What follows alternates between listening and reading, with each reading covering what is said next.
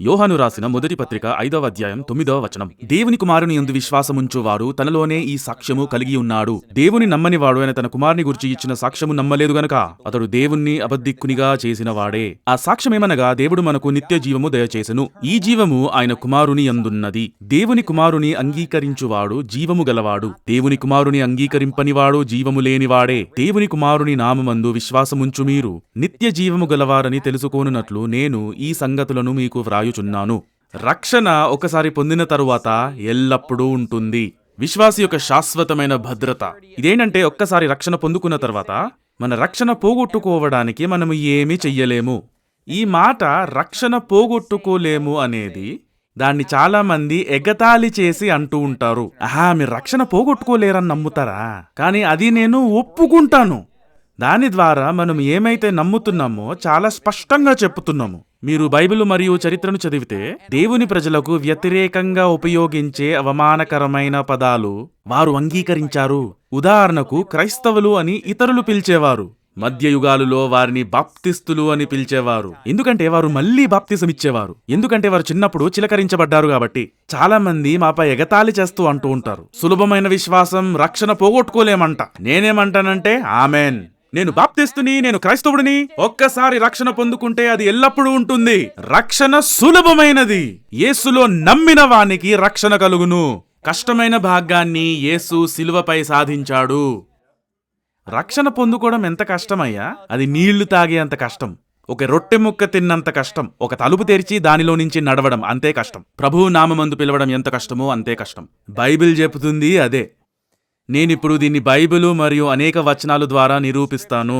ఏంటి? మనము రక్షణ పోగొట్టుకోలేము అనేది. ఇంకది కాకుండా ప్రజలు ఉపయోగించే కొన్ని వచనాలు నేను మీకు చూపిస్తాను. వారు రక్షణ కోల్పోవచ్చు అని చెప్తూ ఉంటారు. వారు దాన్ని తప్పుగా ఉపయోగిస్తున్నారు. మీరు మొదటి యోహాను 5వ అధ్యాయం చూసినట్టయితే ఇక్కడ వివాదాస్పద విషయం ఒకటుంది. చాలా మంది క్రైస్తవులు, బాప్తిస్తులు దీన్ని అస్సలు అంగీకరించరు. కానీ నేను అది సిగ్గు లేకుండా చెప్తాను. అది నేను ఎప్పుడూ చెప్పేదే. చిన్నప్పటి నుంచి అదే నమ్ముకుంటూ వచ్చాను. అది క్రొత్తేం కాదు. నేను, ఈ సంఘము ఇప్పుడు కూడా దానిపై నిలబడి ఉన్నాము. రక్షణ కోల్పోలేము. మీరు దాన్ని నమ్మకపోతే, రక్షణ పోగొట్టుకోలేము అని మీరు నమ్మకపోతే మీకు రక్షణే లేదు. చాలా మంది దాన్ని అంగీకరించరు. కానీ బైబిల్ చాలా స్పష్టంగా చెప్తుంది. ఎందుకంటే ఎవరైతే నేను నా రక్షణ పోగొట్టుకోగలను అని నమ్ముతున్నారో వారు రక్షణ కోసం తమ క్రియలను విశ్వాసిస్తున్నారు. విశ్వాసం ద్వారానే అని నమ్మినట్టయితే, యేసుని మాత్రమే నమ్ముతున్నా అంటే అదెలా కోల్పోగలుగుతారు? మొదటి యోహాను 5:9వ వచనం. దేవుని కుమారుని యందు విశ్వాసముంచువాడు తనలోనే ఈ సాక్ష్యము కలిగి ఉన్నాడు. ఏంటా సాక్ష్యం? ఇది పరిశుద్ధాత్మ గురించి మాట్లాడుతుంది. పరలోకంలో సాక్ష్యమిచ్చేవారు 3, భూమిపై సాక్ష్యమిచ్చేవి 3. రక్షింపబడితే మనలో ఉండే సాక్షి దేవుని పరిశుద్ధాత్మ. దేవుణ్ణి నమ్మనివాడు అతన్ని అబద్ధికునిగా చేసిన వాడే. ఎందుకంటే ఆయన తన కుమారుని గురించి ఇచ్చిన సాక్ష్యమును నమ్మలేదు గనుక. అంటే ఈ ప్రపంచంలో 2 రకాల మనుషులుంటారు. దేవుని కుమారుని యందు విశ్వాసముంచేవారు మరియు దేవుణ్ణి అబద్ధికునిగా చేసేవారు. వారు ఎందుకలా చేస్తారు? ఎందుకంటే వారు ఆయన తన కుమారుని గురించి ఇచ్చిన సాక్ష్యమును నమ్మలేదు గనుక. ఆ సాక్ష్యమేంటో 10వ వచనంలో వ్రాయబడున్నది. ఆ సాక్ష్యమేమనగా, దేవుడు మనకు నిత్య జీవమును దయచేసెను. ఈ జీవము ఆయన కుమారుని యందున్నది. ఇదిగో రక్షింపబడటానికి అది నమ్మాలి. 10వ వచనంలో ఏముందో, రక్షింపబడాలంటే అది అవసరము. ఈ సాక్ష్యము గాని నమ్మకపోతే దేవుణ్ణి అబద్ధికునిగా చేసినట్టే. నేను ప్రస్తావించదలిచిన 3 అంశాలున్నాయి. ఆ సాక్ష్యమేమనగా, దేవుడు మనకు నిత్య జీవము దయచేసెను. అయితే మొదటి ప్రస్తావన, ఆయన మనకు దయచేసెను. నిత్య జీవము ఒక వరము. మీరు విశ్వాసము ద్వారా కృపచేతనే రక్షింపబడి ఉన్నారు. ఇది దేవుని వరమే. అది క్రియల వలన కలిగినది కాదు. రక్షింపబడాలంటే ఇది ఒక బహుమతి అని మీరు నమ్మాలి. పరలోకానికి మార్గము సంపాదించలేరు. అది క్రియల ద్వారా అయ్యేది కాదు. అది విశ్వాసము ద్వారానే. అది ఉచితమైన వరము. ఆ సాక్ష్యమును నమ్మాలి. దేవుడు మనకు దయచేసెను అని, అదొక వరము. రెండవది, ఆయన మనకు నిత్య జీవము దయచేసెను. నిత్యం అంటే ఏమిటి? ఇది శాశ్వతమైనది. కాబట్టి దేవుడు మనకు నిత్య జీవాన్ని ఇచ్చాడని మీరు నమ్మకపోతే, దేవుడు మమ్మల్ని తాత్కాలికంగా రక్షించాడు అని నమ్మితే మీరు రక్షింపబడలేదు. దేవుడు మనకు నిత్య జీవాన్నిచ్చాడు అని బైబిల్ చెబుతోంది. మూడవ విషయం ఏంటంటే, ఈ జీవము ఆయన కుమారుని యందున్నది. అది యేసు ద్వారానే అని నమ్మాలి. ఈ 3 అంశాలను ఈ వచనం చెప్తోంది. 11వ వచనం, దేవుని కుమారుని నామమందు విశ్వాసముంచు మీరు నిత్య జీవము గలవారని తెలిసికోనున్నట్లు. ఇక్కడ ఏమని రాసుంది? నిత్య జీవము గలవారని. అంటే ఇది వర్తమానం, గతకాలం కాదు. ఒకప్పుడుంది ఇప్పుడు లేదని కాదు. మీరది పొందుకుంటారు అని కూడా కాదు. చనిపోయిన తర్వాత తెలుసుకుంటారు అని కాదు. నిత్య జీవం ఇప్పుడుందని తెలుసుకోవచ్చు. చూడండి, ఈ వచనాలన్నిటినీ మీకు చూపించే ముందు మీరు రక్షణ పోగొట్టుకోలేరు అని చెప్పే వచనాలు. ముందుగా నిత్యము అనే పదాన్ని చూడండి. అక్కడే అది చాలా స్పష్టంగా ఉంది. నిత్యము అంటే అంతం లేనిది. తెలుగులో శాశ్వత జీవితము అని కూడా అంటారు. నిత్యము అంటే ఎల్లప్పుడూ అని. ఇంగ్లీష్లో ఇటర్నల్ మరియు ఎవర్ లాస్టింగ్ అని అంటారు. నిత్యము అంటే అంతం లేనిది, అంతం లేని జీవితం అని కూడా పిలవవచ్చు. అయితే నాకు ఈరోజు అంతం లేని జీవితం ఉంటే, నాకు ఈరోజు ఫిబ్రవరి 23వ తేదీన నిత్య జీవం ఉంటే, మరియు తర్వాత నేను దానిని పోగొట్టుకుంటే అది నిత్యమవుద్దా? అది ముగిసింది కదా. కాబట్టి నాకు ఈరోజు నిత్య జీవం ఉంటే అది ఎప్పటికీ అంతం కాదు. ఎందుకంటే నిర్వచనం ప్రకారం అది ఎల్లప్పుడూ ఉంటుంది. లేకపోతే దానికి అస్సలు అర్థం లేదు. మత్తయి సువార్త 7వ అధ్యాయం. మత్తయి సువార్త 7వ అధ్యాయం. నిత్య జీవం అంటే అంతం లేనిది. మనకు నిత్య జీవముందని తెలుసుకోవచ్చు. యోహాను సువార్త 6:47లో ఏముందంటే, విశ్వాసించువాడే నిత్య జీవము గలవాడు. ఇది వర్తమాన కాలంలో ఉంది. మీరు క్రీస్తుని విశ్వసిస్తే మీకు ఇప్పుడు నిత్య జీవం ఉంది. అది అంతం లేనిది, మీరు పోగొట్టుకోలేరు. మత్తయి సువార్త 7:21, ప్రభువా ప్రభువా అని నన్ను పిలుచు ప్రతివాడును పరలోక రాజ్యములో ప్రవేశింపుడుగాని పరలోకమందున్న నా తండ్రి చిత్త ప్రకారము చెయ్యువాడే ప్రవేశించును. తండ్రి చిత్తము ఏమిటంటే అది మీకు తర్వాత చూపిస్తాను. కానీ ముందుగా తెలుసుకోవాల్సిందేంటంటే, ప్రభువా ప్రభువా అని చెప్పేవారు పరలోకానికి వెళ్లరు. అలా చెబితే చాలంటే ఈ వచనం నిజం కాదన్నట్టు. పరలోకానికి వెళ్ళడానికి ప్రభువా ప్రభువా అని చెప్తే సరిపోతుందా? లేదు. పరలోకమందున్న తండ్రి చిత్తము చెయ్యాలి. అదేంటో కొద్ది సమయంలో చెప్తాను. కానీ అక్కడ ఏముందో చూడండి. ఆ దినమందు అనేకులు నన్ను చూచి, ప్రభువా ప్రభువా, మేము నీ నామమున ప్రవచింపలేదా? నీ నామమున దయ్యములను వెళ్ళగొట్టలేదా? నీ నామమున అనేక అద్భుతమైన కార్యాలు చెయ్యలేదా? అప్పుడు నేను మిమ్మును ఎన్నడూ ఎరగను, అక్రము చేయువారులారా, నా యొద్ద నుండి పోండని వారితో చెప్పుదును. ఒకప్పుడు మీరు ఎవరో నేను ఎరిగితిని అని అనలేదు. ఇప్పుడు మీరు మీ రక్షణ పోగొట్టుకోగలిగితే, వీరు ఒకప్పుడు రక్షణ పొందుకొని తర్వాత పోగొట్టుకోనుంటే మిమ్మును ఎన్నడూ ఎరగను అని చెప్పగలడా? ఒకప్పుడు ఎరిగినట్టయితే. కాబట్టి ఇది చూపిస్తుంది ఏంటంటే, తీర్పు రోజున నాశనం చేయబడేవారు ఎవరైతే రక్షింపబడ్డారని అనుకుంటున్నారో వారు తమ రక్షణ కోల్పోయిన వారు కాదు. అది అసాధ్యం. వారు దేనిని విశ్వసిస్తున్నారు? ఆ వచనంలో ఏమి రాయబడింది? క్రియలు. తమ క్రియలపై విశ్వసించే వారికి యేసు చెప్తున్నాడు, నేను మిమ్మును ఎన్నడూ ఎరుగను. ఒకప్పుడు ఎరిగితిని అని చెప్పట్లేదు. అది అసాధ్యం. వాళ్ళకి రక్షణ లేనే లేదు. ఇప్పుడు చూడండి, మీరిప్పుడు దేవుని ముందు నిలబడి ఉంటే నిన్ను పరలోకానికి ఎందుకు అనుమతించాలి అని ఆయన అడిగితే, నేను చాలా మంచి క్రియలు చేశాను అని చెప్తారా? అస్సలు కాదు. ఏ బైబిల్ నమ్మే క్రైస్తవుడు రక్షణ కృపచేతనే అని అర్థం చేసుకున్నా ఎవ్వరు దేవునితో ఇలా అనరు, కాని ప్రభువా నేనెలా ప్రవేశించలేను, నేనిన్ని మంచి క్రియలు చేయలేదా? తమ క్రియలు తమను పరలోకానికి తీసుకువస్తాయి అని భావించేవాడే అలా మాట్లాడగలుగుతాడు. వాళ్ళేం చెప్తున్నారో చూడండి. ప్రవచింపలేదా అంటే ప్రసంగాలు చేయలేదా? అద్భుతమైన కార్యాలు, దయ్యములను వెళ్ళగొట్టలేదా? నీ నామమున. చూడండి, ఇక్కడ వారు యేసు పేరు చెప్తున్నారా? వారు యేసును ప్రభు అని పిలిచారా? యేసు నామములో అనేక అద్భుతమైన కార్యాలు చేశారా? అయితే వారు బయటికి ఎందుకు త్రోసివేయబడుతున్నారు? వారికి పరలోక ప్రవేశం ఎందుకు లేదు? ఎందుకంటే క్రియలను విశ్వసించేవాడు రక్షింపబడలేదు. అది క్రియల వలన కలిగినది కాదు గనుక ఎవ్వడునూ అతిశయపడ వీలు లేదు. అంటే ఏంటి దాని అర్థం? గొప్పలు చెప్పుకోవడం. నా క్రియలను చూడు, నేను అనేక మంచి కార్యాలు చేశాను, నేను అనేక ప్రసంగాలు ఇచ్చాను, దయ్యాలను వెళ్ళగొట్టాను, నేను పరలోకానికి రావాల్సిందే. ఏ శరీరియు దేవుని ఎదుట అతిశయింపకుండునట్లు యేసు రక్తము ద్వారానే మనకు రక్షణ కలుగును. ఆయనే మన పాపాలను కడిగి స్వస్థపరిచాడు. మన గురించి మనం గొప్పగా చెప్పుకోవడానికి ఏమీ లేదు. రక్షణ యేసులో విశ్వాసము ద్వారానే, తన కృప చేతనే. ఈ వచనాల్లో బైబిల్ చాలా స్పష్టంగా చెప్తుంది ఏంటంటే, మీరు నరకానికి వెళ్తే ఆయన మిమ్మును ఎన్నడూ ఎరుగలేదు. మీరు మీ క్రియలనుపై విశ్వాసం ఉంచినట్లయితే, నేను యేసులో నమ్ముతున్నాను అని చెప్పినప్పటికీ, కానీ నేను నా క్రియల వల్ల పరలోకానికి వెళ్తున్నా అంటే మీరు రక్షింపబడలేదు అని బైబిల్ చెప్తుంది. ఇప్పుడు తండ్రి చిత్తం ఏంటో చూద్దాం. ఇక్కడ తండ్రి చిత్తం చూసి చాలా మంది అనేది ఏంటంటే, ఇదిగో క్రియలు చెయ్యాలనుంది ఇక్కడ, కానీ వీరు క్రియలు చేశారు. యోహాను సువార్త 6వ అధ్యాయంలో తండ్రి చిత్తం ఏంటో చూద్దాం. ఇంకో విషయం ఏంటంటే, అదే సమయంలో యోహాను సువార్త 6 రక్షణ కోల్పోలేము అని చెప్పే మరో గొప్ప అధ్యాయం అనేక వచనాల్లో ఉంది. యోహాను సువార్త 6వ అధ్యాయం 35వ వచనం. అందుకు యేసు వారితో ఇట్లా నేను, ఆగండి, ఇది చదవక ముందు ఒకవేళ మీరు ఇప్పుడే పరలోకానికి వెళ్తే ఏం చెప్తారు? ఒకవేళ అక్కడ యేసు మీతో ఇలా చెప్తే, మీరు ప్రవేశించడానికి వీలు లేదు, అప్పుడు నేనేం చెప్తానో తెలుసా? యేసయ్యా, నిన్ను నేను నమ్మాను, విశ్వసించే ప్రతి ఒక్కడు అని చెప్పారు మీరు. నశింపక నిత్య జీవం పొందును అని, విశ్వాసం ద్వారానే రక్షణ అని చెప్పారు మీరు.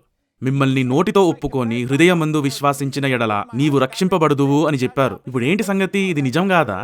అంతేగాని నా క్రియల గురించి నేను మాట్లాడను. నా క్రియల గురించి నేను గొప్పలు చెప్పుకోను. ఎందుకంటే నా నీతి క్రియలన్నీయు దేవుని ఎదుట మురికి గుడ్డలాంటివి. అది విశ్వాసము ద్వారానే, కృపచేతనే. యోహాను సువార్త 6:35. అందుకు యేసు వారితో ఇట్లా నేను, జీవాహారము నేనే, నా యొద్దకు వచ్చువాడు మళ్ళీ ఆకలిగొంటాడు. అక్కడ ఏం రాసుంది? ఏ మాత్రమును ఆకలిగొనడు.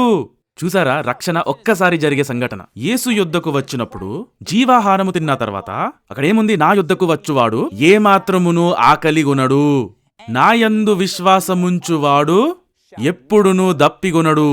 అదే మాట బావి దగ్గరకు వచ్చిన స్త్రీతో యేసు ఇలా అన్నాడు, ఈ నీళ్లు త్రాగు ప్రతివాడును మరలా దప్పిపోవును, నేనిచ్చు నీళ్లు త్రాగు వాడెప్పుడును దప్పిగొనడు, నేను వానికిచ్చు నీళ్లు నిత్య జీవమునకై వానిలో ఊరిడి నీతి బుగ్గగా ఉండనని ఆమెతో చెప్పెను.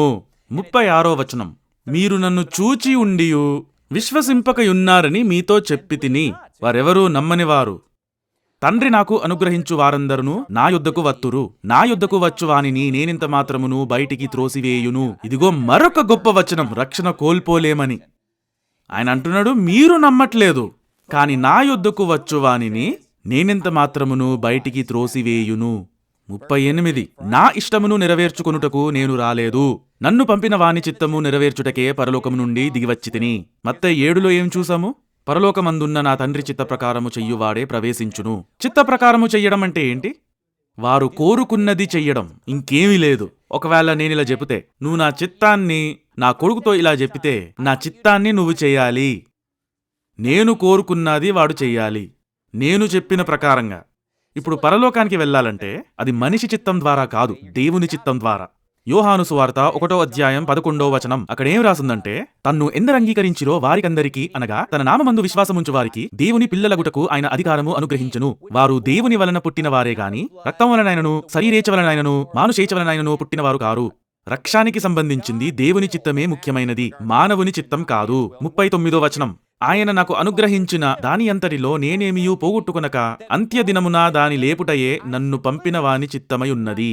మరొక గొప్ప వచనం, రక్షణ కోల్పోలేము అని.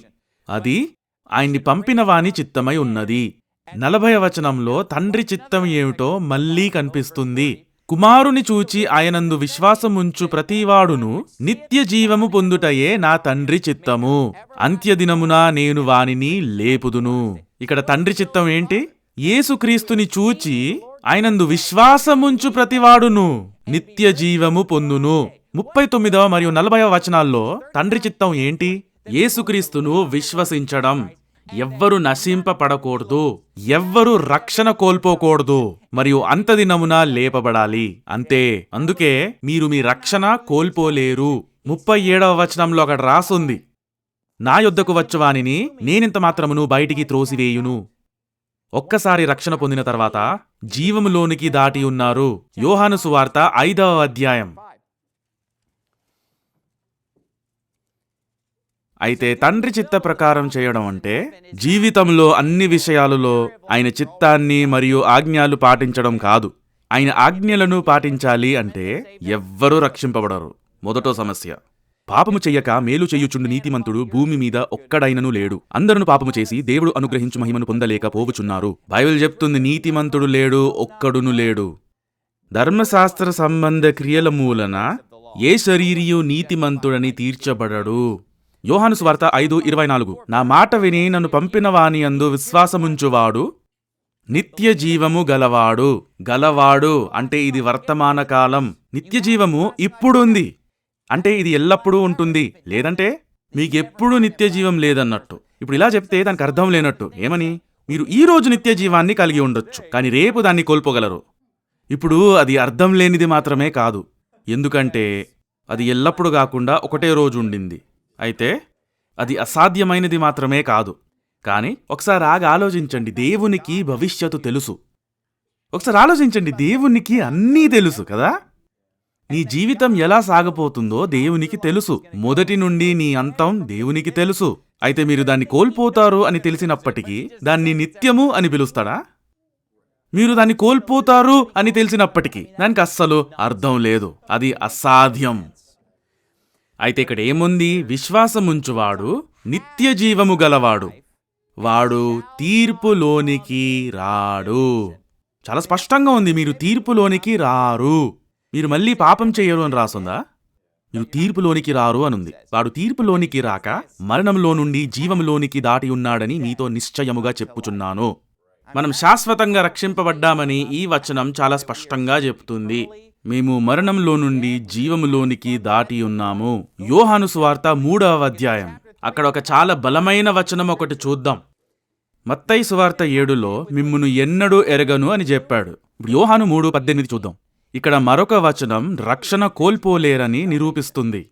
18వ వచనం, ఆయనందు విశ్వాసముంచువానికి ఎవరూ క్రీస్తునందు తీర్పు తీర్చబడదు. విశ్వసింపనివాడు దేవుని అద్వితీయ కుమారుని నామమందు విశ్వాసముంచలేదు గనుక వానికి ఇంతకు మునుపే తీర్పు తీర్చబడెను. ఇక్కడ గతకాలం. దేవుని అద్వితీయ కుమారుని నామమందు విశ్వాసముంచలేదు. ఇక్కడ 2 రకాల మనుషులు, నమ్మేవారు మరియు నమ్మనివారు. అయితే ఇక్కడ నమ్మని వారి గురించి ఏం రాసుంది? వారు నమ్మలేదు, ఎప్పుడూ నమ్మలేదు. ఒక్కసారి యేసుని నమ్ముకున్న తర్వాత మీరు రక్షింపబడిన విశ్వాసులు, మీరు ఆత్మచేత ముద్రింపబడితిరి. రక్షణ కోల్పోగలిగినట్లయితే ఈ వచనానికి అర్థం లేనట్టు. ఇక్కడ 2 వర్గాలున్నాయి, విశ్వాసముంచు వానికి మరియు విశ్వాసముంచలేదు గనుక. మీరు ఆలోచించండి. సరే అనుకుందాం రక్షణ కోల్పోవచ్చని. అనుకుందాం పలానా వ్యక్తి క్రీస్తుని నమ్ముకున్నాడు, మరియు కొంతకాలం తర్వాత నమ్మడం మానేశాడు, రక్షణ కోల్పోయాడు అని ఉదాహరణకు అనుకుందాం. అప్పుడు వాడు ఈ 2 వర్గాల్లో దేనికి చెందడు? ఎందుకంటే వాడు విశ్వసించట్లేదు, విశ్వాసముంచలేదు అని కూడా చెప్పలేము. ఎందుకంటే వాడు అప్పుడు విశ్వాసముంచాడు. దానికి అర్థం లేదు కదా మరి. ఎందుకంటే నిజం కాదు. ఒక్కసారి నమ్మిన తర్వాత రక్షింపబడ్డాము, ముద్రింపబడ్డాము, సురక్షితంగా ఉన్నాము. యోహాను సువార్త 10వ అధ్యాయం. యోహాను సువార్తలోనే చాలా వచనాలున్నాయి. ఇప్పటికే 3 బలమైన వచనాలను చూసాము. ఈ వచనాలు చాలా స్పష్టంగా నిరూపిస్తున్నాయి ఏంటంటే రక్షణ కోల్పోలేరు అని. ఇంకా చాలా వచనాలు చూపిస్తాను. యోహాను 5:24 ఇప్పటికే చూసాం. ఈ వచనం ద్వారానే నేను చిన్నతనంలో రక్షింపబడ్డాను. యోహాను 3:18 చూసాము. మరొక బలమైన వచనం, విశ్వాసం లేనివాడు లేదా విశ్వాసముంచువానికి వానికే నిత్య జీవము కలుగును. యోహాను 10:28, నేను వాటికి నిత్య జీవమునిచ్చుచున్నాను కనుక అవి ఎన్నటికీ నశింపవు. ఎవ్వడునూ వాటిని నా చేతిలో నుండి అపహరింపడు. వాటిని నాకిచ్చిన నా తండ్రి అందరికంటే గొప్పవాడు గనుక నా తండ్రి చేతిలో నుండి ఎవ్వడును వాటిని అపహరింపలేడు. ఇదేమంటుంది? మీరు యేసు చేతిలో ఉన్నారు మరియు తండ్రి చేతిలో ఉన్నారు. వాటి నుండి ఎవ్వడునూ అపహరింపలేడు. యోహాను సువార్త 12వ అధ్యాయం. ఒకసారి నేను ఇంటింటికి పరిచర్య చేస్తున్నప్పుడు అది సువార్త ప్రకటించడానికి ఒక పలానా వ్యక్తి తగిలాడు. ఈ వచనం నేను చూపించిన తర్వాత ఇలా అన్నాడు, మీరు తన చేతిని మరియు అతను మీ చేతిని పట్టుకునున్నాడు. సరే, అయితే అతను మీ చేతిని ఎప్పటికీ విడిచిపెట్టడు, కానీ మీరు అతని చేతిని విడిచిపెట్టొచ్చు. అది చెప్పాడు ఈ పలానా వ్యక్తి. సరే, ఒరే జానీగా ఒకసారి ఇటు రారా, ఒకసారి చూద్దాం. జానీ రా, అది సాధ్యమవుతుందో లేదో చూద్దాం. ఎవరైతే రక్షణ కోల్పోవచ్చో నమ్ముతారో వాళ్ళకి నేను ఈ ఉదాహరణ ఇస్తూ ఉంటాను. ఇదిగో నా చేయి పట్టుకోరా రే. నేను వీడి చేతిని పట్టుకోనున్నా, నేనైతే వాడి చేతిని అస్సలు వదలను, కానీ వాడు నా చేతిని వదలగలడా? అయితే ఒరేయ్ నా చెయ్యి వదలరా, వదలరా నా చెయ్యి, పోరా ఇక్కడి నుంచి, నా చెయ్యి వదులు. ఏంటిడు నన్ను వదలలేడా?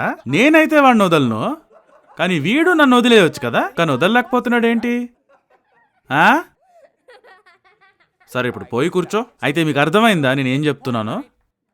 నేను వాడిని వదలకపోతే వాడు నన్ను వదిలిపెట్టే ప్రశ్నే లేదు. వాడు ఎంత గట్టిగా పట్టుకున్నా సరే వాడు వదలడానికి ఎంత ప్రయత్నించినా సరే అది పనిచేయదు. ఎందుకు? నేను వాడికంటే బలమైన వాడిని, అందుకే నన్ను వదల్లేకపోయాడు. ఇక్కడేం రాసుంది? వాటిని నాకిచ్చిన నా తండ్రి అందరికంటే గొప్పవాడు. దేవుడు నీకంటే గొప్పవాడు. అయితే మీరు ఆయన చేతి నుండి మిమ్మల్ని మీరు లాగడానికి ప్రయత్నిస్తే, నన్ను వదిలేయ్ అని అంటే ఆయన నిన్ను వదలడు. ఎవ్వడును వాటిని నా చేతిలో నుండి అపహరింపడు. ఆయన చెయ్యి చాలా బలమైనది, దాన్ని విడిచిపెట్టలేరు. యోహాను సువార్త 12:25. అందుకు యేసు పునరుత్థానమును జీవము నేనే, నాయందు విశ్వాసముంచువాడు చనిపోయినను బ్రతుకును, బ్రతికి నాయందు విశ్వాసముంచు ప్రతివాడును ఎన్నటికీ చనిపోడు. ఇప్పుడు కొంతమంది నిత్య జీవం అనే పదానికి అర్థం మార్చడానికి ప్రయత్నిస్తూ ఉంటారు. వారేమంటారంటే, ఏమండి, నిత్య జీవం అంటే ఎల్లప్పుడూ ఉండేది కాదండి, దాని అర్థం మీ జీవిత నాణ్యత. ఇది ఒక రకమైన జీవితం, అది ఒక జీవన శైలి. సరే, ఎన్నటికీ చనిపోడు అంటే ఏంటి? ఎందుకంటే నిత్య జీవం అంటే ఎన్నటికీ చనిపోడు అని. అప్పుడు వీళ్ళు ఏమంటారంటే, మరి గ్రీకు భాషలో చూసినట్టయితే అక్కడ ఉన్న పదం నిత్యం, అది ఎయోనియోన్ అని అంటారు. ఇంగ్లీష్లో ఇయాన్ అంటే అది సంవత్సరాల దూరంలో ఉంది, చాలా దూరం. వారనేదేంటంటే నిత్యం అంటే చాలా కాలం. అవును, యేసు అదే చెప్పుకుంటూ తిరిగాడా? మీరు చాలా కాలం బ్రతుకుతారు, నన్ను నమ్మిన వాడు చాలా కాలం బ్రతుకుతాడు. కానీ వారి ప్రకారం మీరు 1 వారం లేదా 2 వారాల తర్వాత మీ రక్షణ కోల్పోవచ్చు అని అంటారు, లేదా 6 నెలల తర్వాత. మరి అది ఇయానా? ఇప్పుడు ఇయాన్ ఎంతకాలం ఉంటుందో ఎవరికైనా తెలుసా? నాకు నిజంగా తెలీదు. అసలు ఎవరికైనా తెలుసా ఎంతో? నీకు తెలుసా?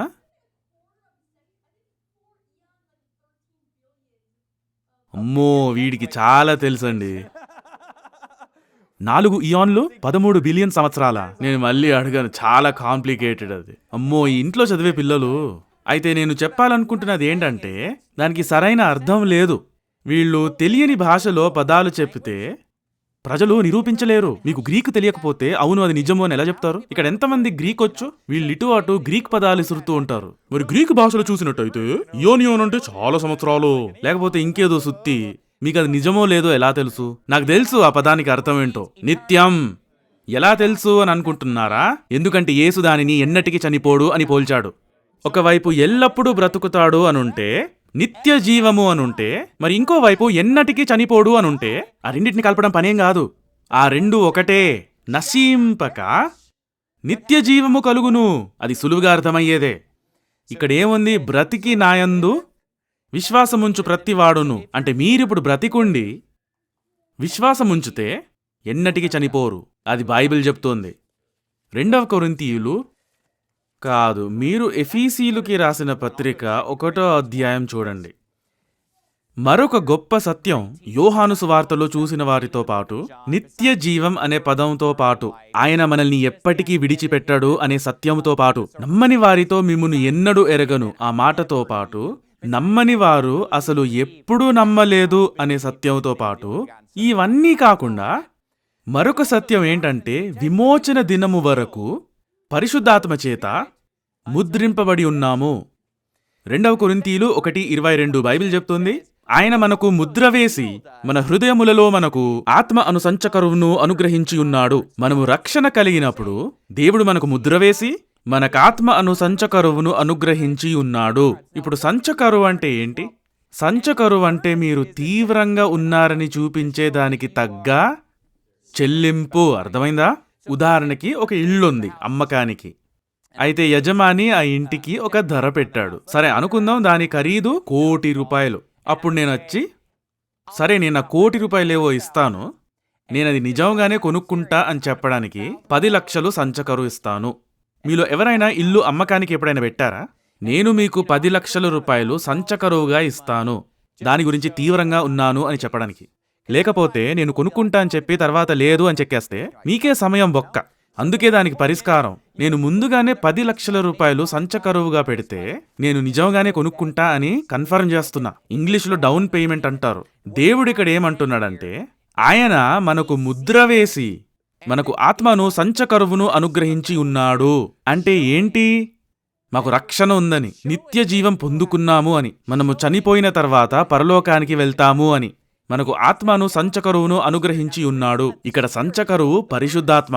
ఎందుకు ఈ డౌన్ పేమెంట్? ఎందుకంటే మనం ఇంకా పూర్తిగా, మన శరీరం ఇంకా విమోచింపబడలేదు కాబట్టి. మన ఆత్మ రక్షింపబడింది, మన శరీరం రక్షింపబడిందా? మీరు యేసును విశ్వసించిన క్షణం మీ శరీరం ఏమైనా అకస్మాత్తుగా మారిపోయిందా? అదేమైనా పరిపూర్ణంగా మారిందా? జబ్బు గిబ్బు ఏం లేకుండా? లేదదేం మారలేదు కదా. కానీ పునరుత్థానం దినమున ఏ రోజైతే ఎత్తపడతామో, బైబిల్ అంటుంది నిమిషంలో ఒక రెప్పపాటున మనమందరము మార్పు పొందుదుము. బైబిల్ చెప్తుంది మన దేహము యొక్క విమోచనము కొరకు కనిపెట్టుచున్నాము. బైబిల్ చెప్తుంది మనం ఎత్తబడిన రోజు మన దేహము యొక్క విమోచన. అయితే శరీర రక్షణ ఇంకా సాధించబడలేదు. రక్షణ యొక్క అన్ని ప్రయోజనాలు మనం ఇంకా అనుభవించలేదు. కాని సంచకరువును అనుగ్రహించాము. మన పూర్తి రక్షణ ఎప్పుడు లభిస్తుందంటే ఈ ప్రస్తుత శరీరం పోయినప్పుడు. అప్పుడు మనం కొత్త మహిమాన్వితమైన శరీరాన్ని పొందుతాము. అయితే అప్పుడు మనం పూర్తిగా రక్షాన్ని అనుభవిస్తాము. అప్పుడు వరకు మన హృదయములలో సంచకరువును అనుగ్రహించి ఉన్నాము. అంటే దేవుడు తీవ్రంగా ఉన్నాడని, అంటే దేవుడు ఆ వాగ్దానాన్ని నిలబెట్టుకుంటాడు అని. బైబిల్ చెప్తుంది, మీలో ఈ సత్క్రియను ఆరంభించిన వాడు యేసుక్రీస్తు దినము వరకు దానిని కొనసాగించునని రూఢిగా నమ్ముచున్నాను. క్రీస్తు దినము అంటే ఎత్తబడే దినము, క్రీస్తు రెండవ రాకడ. ఎఫీసీయులకి రాసిన పత్రిక 1వ అధ్యాయం 12వ వచనం. మరియు క్రీస్తునందు ముందుగా నిరీక్షించిన మనము తన మహిమకు కీర్తి కలుగ చెయ్యవలెనని. ఇప్పుడు క్రీస్తునందు నిరీక్షించడం అంటే ఏంటి? యేసుని విశ్వసించడం, ఆయన్ని నమ్మడం. 13వ వచనం, మీరును సత్యవాక్యమును అనగా మీ రక్షణ సువార్తను విని క్రీస్తునందు విశ్వాసముంచి వాగ్దానము చెయ్యబడిన ఆత్మచేత ముద్రింపబడితిరి. ఇంక ముందు చూస్తే దేవుని మహిమకు కీర్తి కలుగుటకై ఆయన సంపాదించుకొనిన ప్రజలకు విమోచన కలుగు నిమిత్తము ఈ ఆత్మ మన స్వాస్థ్యమునకు సంచకరువుగా ఉన్నాడు. ఈ కొన్ని వచనాల్లో చాలా సంగతులున్నాయి. ముందుగా యేసుని నమ్మడం అంటే ఏంటి? ఆయనందు నిరీక్షించడం, యేసుని విశ్వసించడం, ఆయనే నన్ను రక్షిస్తాడు అని. మన క్రియలు కాదు, అది యేసుని నమ్మడం అంటే. ఇంకోటేంటంటే వాగ్దానము చెయ్యబడిన ఆత్మ. ఏంటా వాగ్దానం? బైబిల్ చెప్తుంది, ఆ నిత్య జీవమును అబద్ధమాడనేరని దేవుడు అనాది కాలమందే వాగ్దానము చేసెను. 1 యోహాను 2:25 వచనం, నిత్య జీవము అనుగ్రహింతునన్నదియే ఆయన తానే మనకు చేసిన వాగ్దానము. బైబిల్ చెప్తుంది దేవుని వాగ్దానము నిత్య జీవము అని. దేవుని వాగ్దానము శాశ్వతమైన విమోచన. బైబిల్ చెప్తుంది ఆత్మచేత ముద్రింపబడితిరి. ఈ ఆత్మ మన స్వాస్థ్యమునకు సంచకరువుగా ఉన్నాడు. అయితే ఇంకా రాబోతుందా? అవును, ఆ స్వాస్థ్యతం గొప్పగా ఉంటుంది. జయించువాడు వీటిని స్వతంత్రించుకొనును, నేనతనికి దేవుడయుండును, అతడు నాకు కుమారుడయుండును. మేము వారసత్వంగా పొందుతాం. మనము క్రీస్తు తోడి వారసులము. మనము దేవుని రాజ్యమునకు వారసులము. మన దేహము విమోచించబడతాయి. మేము మహిమగల శరీరాలను పొందుతాము. బైబిల్ ఇక్కడ చెప్తుంది ఈ ఆత్మ మన స్వాస్థ్యమునకు సంచకరువుగా ఉన్నాడు. ఎప్పుడు వరకని చెప్తుంది? పాపం చేసే వరకు, నమ్మడం మానేసే వరకు, ఆయన్ని వదిలేసే వరకు, దూరం వెళ్ళిపోయే వరకు, రక్షణ కోల్పోయే వరకు. లేదక్కడ ఏముంది? విమోచనము కలుగు నిమిత్తము. ఎందుకంటే మీలో ఈ సత్క్రియను ఆరంభించిన వాడు యేసుక్రీస్తు దినము వరకు దానిని కొనసాగిస్తాడు. అనుమానించాల్సిన అవసరం లేదు. నన్ను వదిలేస్తాడేమో, ఆ వాగ్దానము నిలబెట్టుకుంటాడా? సంచకరువు ఇచ్చిన తర్వాత లేదు అది తిరిగి తీసుకుంటున్నా, అలా అవ్వదు. ఆయన తీవ్రంగా ఉన్నాడు. ఆయన వాగ్దానం చేశాడు. ఆయన మనల్ని విమోచిస్తాడు. శరీరం మరియు ఆత్మ వారసలముగా పొందుతాము. ఆయన మాకు హామీ ఇచ్చాడు, దాన్ని పొందుకుంటామని. రక్షింపబడతారు అని హామీ ఇచ్చాడు. నిత్య జీవం పొందుకుంటాము అని హామీ ఇచ్చాడు. ఏంటా హామీ? ఆ సంచకరువు ఇచ్చాడు. మనకు పరిశుద్ధాత్మను ఇచ్చాడు. విమోచన దినము వరకు ఆత్మచేత ముద్రించాడు. ఎఫీసీలు 4వ అధ్యాయం 20వ వచనం. ఇప్పటికే 1వ అధ్యాయంలో చూశాము. నేను చదవబోతున్న వచనంలో అదే విషయాన్ని ప్రస్తావిస్తున్నాడు. దేవుని పరిశుద్ధాత్మను దుఃఖపరచకుడి, లేకపోతే రక్షణ కోల్పోతారు. అలా రాసుందా? బైబిల్లో ఎక్కడా అలా రాసలేదు. దేవుని పరిశుద్ధాత్మను దుఃఖపరచకుడి, విమోచన దినము వరకు ఆయనందు మీరు ముద్రింపబడి ఉన్నారు. దుఃఖపరిచినా సరే, పరిశుద్ధాత్మను అయినా సరే ముద్రింపబడి ఉన్నారు. కానీ అలా చెయ్యొద్దు, దుఃఖపరచొద్దు. కానీ ముద్రింపబడి ఉన్నారు. విమోచన దినము వరకు ముద్రింపబడి ఉన్నారు. రోమీలుకి రాసిన పత్రిక 4వ అధ్యాయం. అనేక వచనాలున్నాయి కదా. నేను అన్నిటినీ చూపించడానికి ప్రయత్నిస్తున్నాను, అర్థమయ్యేలా చేయడానికి. నిత్య జీవం అంటే ఏంటనేది, అది ఎల్లప్పుడూ ఉంటుంది అని మీకు అర్థమవ్వాలని, ఎన్నటికీ చనిపోము అని మీకు అర్థమవ్వాలని, నమ్మని వారు అసలు ఎప్పుడూ రక్షింపబడలేదు అని మీకు అర్థమవ్వాలని, నమ్మని వారు గతంలో ఎన్నడూ నమ్మలేదు అని అర్థమవ్వాలని, వాగ్దానము చెయ్యబడిన ఆత్మచేత ముద్రింపబడి ఉన్నామని, ఈ ఆత్మ విమోచన దినము వరకు సంచకరువుగా ఉన్నాడు అని మీకు అర్థమవ్వాలని, మరణంలో నుండి జీవమునకు దాటి ఉన్నామని, మనకు తీర్పు తీర్చబడదు అని మీకు అర్థమవ్వాలని. ఇప్పుడు నిత్య జీవం గురించి మరొక కోణాన్ని చూపిస్తాను. మరొక రుజువు, ఒక్కసారి రక్షణ పొందితే అది ఎల్లప్పుడూ ఉంటుందని. రక్షణ పొందిన తర్వాత మన పాపాలు మనకు ఎంచబడవు. రక్షణ పొందిన తర్వాత మనం చేసే పాపాలు మనకు ఎంచబడవు. రోమిలికి రాసిన పత్రిక 4వ అధ్యాయం 5వ వచనం, పని చెయ్యక. చూసారా, అప్పుడప్పుడు పని చేసే వానికి అని రాసుందా? పని చెయ్యక భక్తిహీనుని నీతిమంతునిగా తీర్చువాని యందు విశ్వాసముంచువానికి. రక్షణకి విశ్వాసం చాలదండి, క్రియలు కూడా చెయ్యాలి అని చెప్తుంది ఈ వచనం.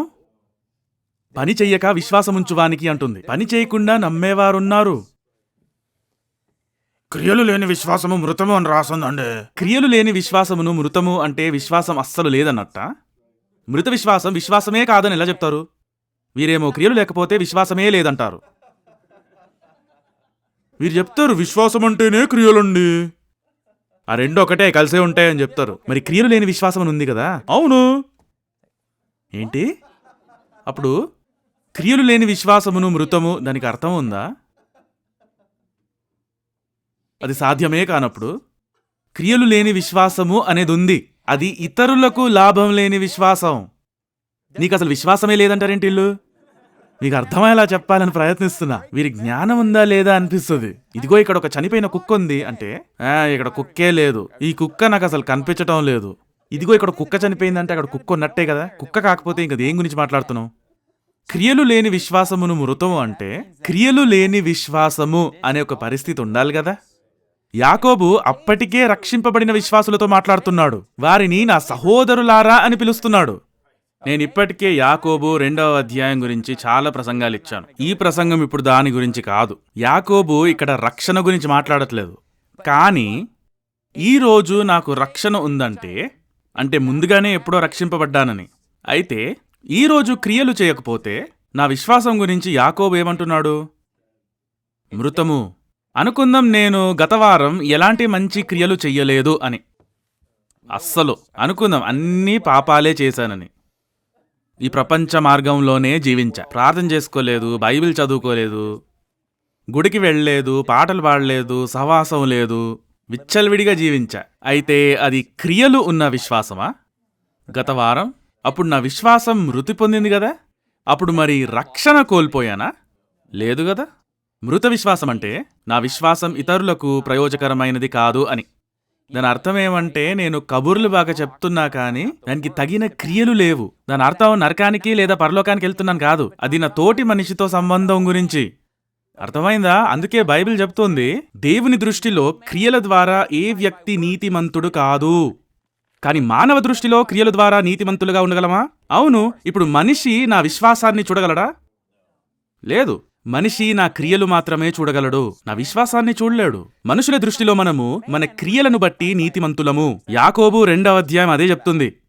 అబ్రహాము తన క్రియల వలన నీతిమంతుడని తీర్పు పొందలేదా అనుంది. ఎప్పుడు? తన కుమారుడైన ఇస్సాకును బలిపీఠం మీద అర్పించినప్పుడు. అప్పుడు తన వయసు 120 సంవత్సరాల వయసులో రక్షించబడ్డాడా? లేదు, ముందే రక్షించబడ్డాడు. కానీ తన విశ్వాసాన్ని ప్రపంచానికి చూపెట్టాడు.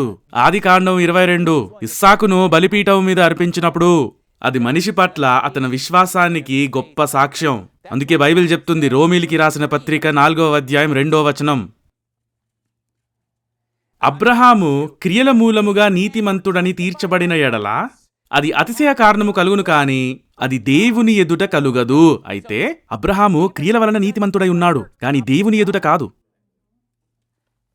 పని చెయ్యక భక్తిహీనుని నీతిమంతునిగా తీర్చువాని యందు విశ్వాసముంచువానికి వాని విశ్వాసము నీతిగా ఎంచబడుచున్నది. ఆ ప్రకారమే క్రియలు లేకుండా దేవుడెవనిని నీతిమంతుగా ఎంచునో ఆ మనుష్యుడు ధన్యుడని దావీదు కూడా చెప్పుచున్నాడు. ఎలాగనగా తన అతిక్రములకు పరిహారము నుండినవాడు, తన పాపమునకు ప్రాయశ్చిత్తము నుండినవాడు ధన్యుడు. ప్రభువు చేత నిర్దోషి అని ఎంచబడినవాడు ధన్యుడు. మరిక్కడ గతం, వర్తమానం మరియు భవిష్యత్తు ఉన్నాయి.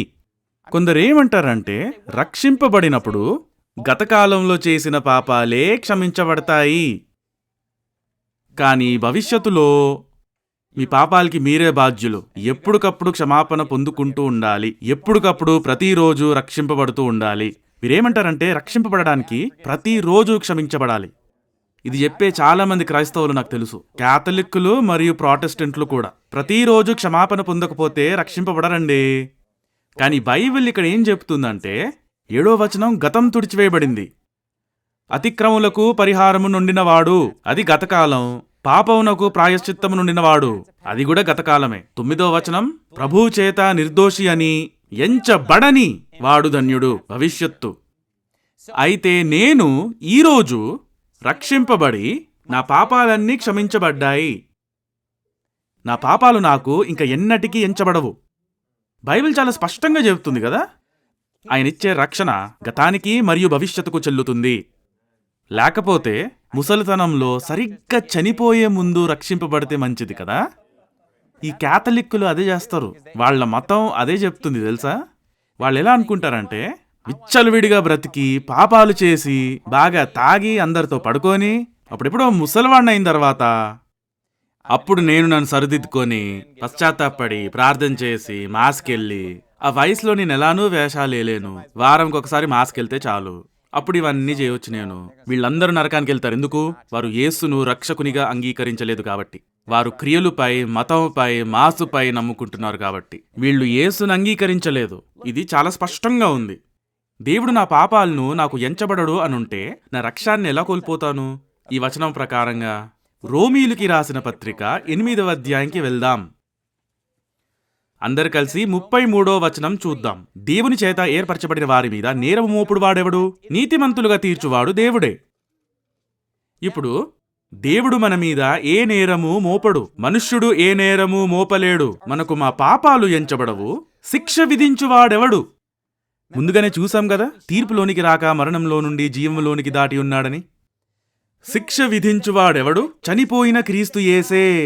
అంతేకాదు, మృతులలో నుండి లేచినవాడును, దేవుని కుడి పార్శ్వమున ఉన్నవాడును, మన కొరకు విజ్ఞాపనము కూడా చెయ్యువాడును ఆయనే. క్రీస్తు మన కొరకు చేసినది గతంలో మాత్రమే కాదు. అవును, యేసు మన కోసం మరణించి తిరిగి లేచాడు. కానీ ఆయన ఎల్లప్పుడూ జీవించి మన కొరకు విజ్ఞాపనము చేస్తాడు. తీర్పు తీర్చబడకుండా చూసుకుంటాడు. ఎవ్వడు మన మీద నేరము మోపకుండా చూసుకుంటాడు. మనకు మా పాపాలు ఎంచబడకుండా చూసుకుంటాడు. అయితే 35వ వచనం, క్రీస్తు ప్రేమ నుండి మనల్ని ఎడబాపు వాడెవడు?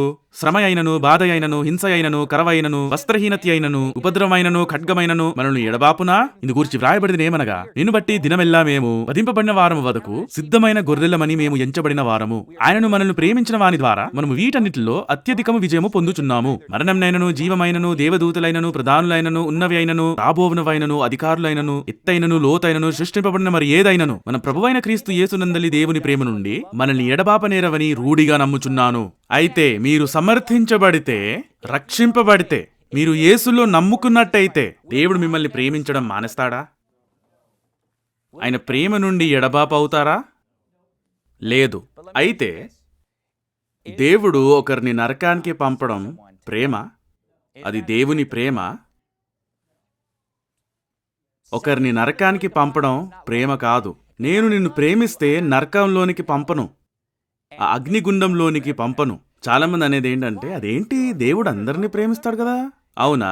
అయితే బైబిల్లో అది ఎక్కడ రాసుంది? అలా రాసిలేదు. నేను మనుషులను ద్వేషిస్తున్నా అని దేవుడు చెప్పే 19 వచనాలు నేను మీకు చూపించగలను. ఒకసారి ఆగి ఆలోచించండి. దేవుడు ఎంతో ప్రేమించినాడు గతకాలం కాగా ఆయన తన అద్వితీయ కుమారునిగా పుట్టిన వానియందు విశ్వాసముంచు ప్రతి వాడును నశింపక నిత్య జీవం పొందినట్లు ఆయన అనుగ్రహించెను. దేవుడు అందరినీ ప్రేమించాడు. ఏదో ఒక సమయంలో అందరినీ ప్రేమిస్తాడు. హోషియా గ్రంథం 9వ అధ్యాయం 15వ వచనంలో ఇలా అంటాడు, వారినికను ప్రేమింపక. ఒక సమయం వస్తుంది, ఎప్పుడు? మీరు యేసును విశ్వసించకుండా చనిపోయినప్పుడు.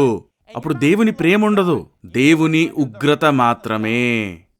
ఆయన ఉగ్రతకి లోనవుతారు. ఇప్పుడు దేవుడు అవిశ్వాసులను ప్రేమిస్తాడా? అవును. విశ్వాసులను ప్రేమిస్తాడా? అవును. కానీ తేడా ఏంటి? రక్షింపబడితే ఆయన ప్రేమ నుండి మనల్ని ఏదీ వేరు చెయ్యలేదు. కానీ రక్షణ లేకపోతే ఒక సమయం వస్తుంది, ఆయన ఇకపై మిమ్మల్ని ప్రేమించడు. ఆ సమయంలో నీ సంగతి ఇంక అయిపోయినట్టే. ఆయన ఉగ్రత కింద ఉంటారు. ఇది మీరు బ్రతికున్నప్పుడు కూడా జరగవచ్చు. మీరు పరిశుద్ధాత్మని దూషిస్తే అంతే, ఇంకైపోయింది. దేవుడు అందరినీ ప్రేమిస్తున్నాడు అని చెప్పడానికి బాగుంటుంది, కానీ ఆయన మనుషులను ద్వేషిస్తున్నాడు అని కూడా బైబిల్లో రాయబడి ఉంది. ఆ వచనంలో ఉంది, నేను వారికి విరోధినైతిని, వారిని కను ప్రేమింపక నా మందిరంలో నుండి వారిని వెలివేతును. సత్యవాక్యమును సరిగ్గా ఉపదేశించువారుమై ఉండాలి. మనుషులు చెప్పేవి రిపీట్ చేస్తూ ఉంటాం. దేవుడు అందరినీ ప్రేమిస్తున్నాడు, వినేవి రిపీట్ చేస్తూ ఉంటాం కదా. బైబిల్ ఏమో అస్సలు చదవరు. బైబిల్ చదువుకొని దాంట్లో ఉన్నది నేర్చుకోవాలి. దేవుడు ప్రేమ మాత్రమే అని బైబిల్ అస్సలు చెప్పదు. మనం ప్రతిదీ విన్నావన్నీ రిపీట్ చేయకూడదు. ఇదిగో ఇంకోటి వీళ్ళు రిపీట్ చేస్తూ ఉంటారు, పాపాన్ని ద్వేషించండి, పాపిని ప్రేమించండి, పాపాన్ని ద్వేషించండి, పాపిని ప్రేమించండి. అదెవరు చెప్పారో మీకు తెలుసా? మహాత్మా గాంధీ. మహాత్మా గాంధీ క్రైస్తవుడు కాదు, తెలుసా మీకు? గాంధీ యేసుని విశ్వసించలేదు. ఈరోజు నరకంలో కాలుతున్నాడు. వాడే ఈ మాట చెప్పింది, పాపాన్ని ద్వేషించండి, పాపిని ప్రేమించండి. విషయం ఏమంటే, నేను ఒకరోజు ఒక ఎక్స్పెరిమెంట్ చేయాలనుకుంటున్నాను. ఈ నగరంలో ఉన్న క్రైస్తవులు అందరి దగ్గరికి వెళ్ళి, ఈ నగరమే కాదు భారతదేశంలో మరియు మొత్తం ప్రపంచంలో నేను వారికి తెలిసిన కొన్ని వాక్యాలను చూపించాలనుకుంటున్నాను. అప్పుడు ముందుగా గాంధీ చెప్పిన మాట చూపిస్తా, సరేనా? గాంధీ చెప్పింది, కానీ అది ఎవరు చెప్పారు అనేది నేను చెప్పను. తర్వాత దావీదు రాజు రాసిని కొన్ని చూపిస్తా. కీర్తనల నుండి, యెహోవా నిన్ను ద్వేషించువారిని నేను ద్వేషించుచున్నాను కదా, నీ మీద లేచువారిని నేను అసహ్యించుకొనుచున్నాను కదా, వారి యందు నాకు పూర్ణ ద్వేషము. ఈ రెండిట్లో ఏదెక్కువ క్రైస్తవంగా అనిపిస్తుంది? ఓ గాంధీ చెప్పినవండి. వారు ఎన్నుకునేది అది. బైబిల్లో ఏం రాయబడుందో వారు గుర్తించలేరు. బహుశా వారు చెప్తారు, అదేంటది, అది బైబిల్లో లేదు.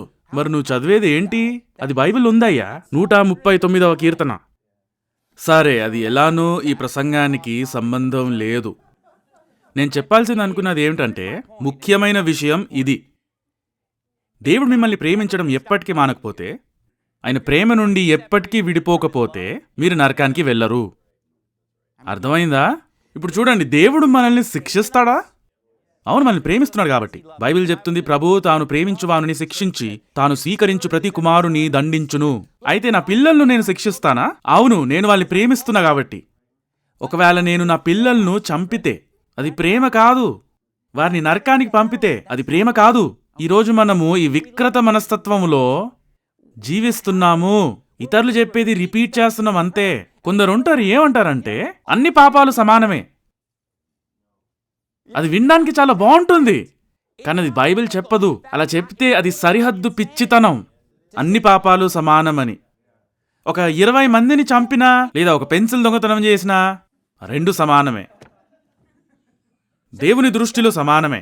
అలా అయితే ఆయన న్యాయమైన దేవుడు కాదు. కానీ దేవుడు న్యాయమైన దేవుడే. అన్ని పాపాలు సమానం కాదు. బైబిల్లో అలాంటి వచనం ఎక్కడా లేదు. అసలు బైబిల్లో యేసు పొంతి పిలాతుతో ఇలా అన్నాడు, నన్ను నీకు అప్పగించిన వానికి ఎక్కువ పాపము కలదనెను. అన్ని పాపాలు సమానమైతే ఎక్కువ పాపం ఎలా కలుగుతుంది? దేవుడు అందరినీ ప్రేమిస్తే నేను మనిషిని ద్వేషిస్తున్నాను అని ఇన్ని వచనాలు ఎందుకుంటాయి? నిజాలు చెప్పి మిమ్మల్ని గందరగోళానికి గురి చేసినందుకు క్షమించండి.